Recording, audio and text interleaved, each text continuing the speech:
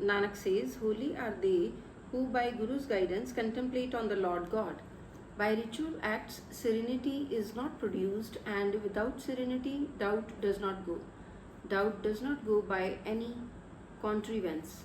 People have grown tired performing rituals. By doubt, the self is made filthy. By what method can it be cleaned? By attaching to the holy word, wash thy mind and continue to fix thy mind on God. Nanak says, by Guru's grace, serenity arises, and thus the doubt goes like this. Those dirty from inside and clean from outside, they who are washed pure outside, filthy within, lose their life in gamble. They contract this great malady of greed and forget death from their mind. The name is the best thing in the Vedas, that they listen not and wander like goblins. Nanak says, they who forsake truth and cling to falsehood lose their life in gamble. Those pure from within and pure from outside, they who are pure outside and pure within, do good deeds by Guru's guidance. Even the very touch of evil falsehood does not reach them, and their desire is merged in truth. They who earn the jewel of human birth are the most excellent merchants. Nanak says, they whose mind is pure ever abide with the Lord. If any disciple abides in the presence of the Guru, abiding with the Guru ever, his heart gets absorbed in the Guru.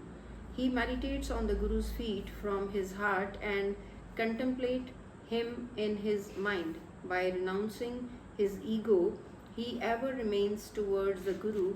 Without the Guru, he knows not any other. Nanak says, listen, O saints, such a disciple abides in the presence of the Guru. If anyone turns away from the Guru, then he does not obtain salvation without the true Guru. He shall not obtain salvation anywhere else. Go and inquire from those endowed with true discrimination. One may wander in endless existences, but shall not obtain deliverance without guidance of the true Guru. He shall ultimately acquire salvation by attaching himself to the feet of the true Guru. When he shall recite to him the Lord's word, Nanak says, contemplate over this and see that without the guidance of the true Guru, deliverance is not attained. Come, the beloved disciples of the true Guru, and sing the holy true word. Sing the word of the Guru, which word is the most sublime of all the words. The word gets absorbed in the mind of those on whom the Lord cast his graceful glance. Quaff nectar, ever abide in the God's love, and meditate on the God, the earth sustainer. Nanak says, ever chant thou this true word of the Guru. Without the true Guru's word, all other words are hollow. Without the true Guru, every other word is false. All other sermons are false.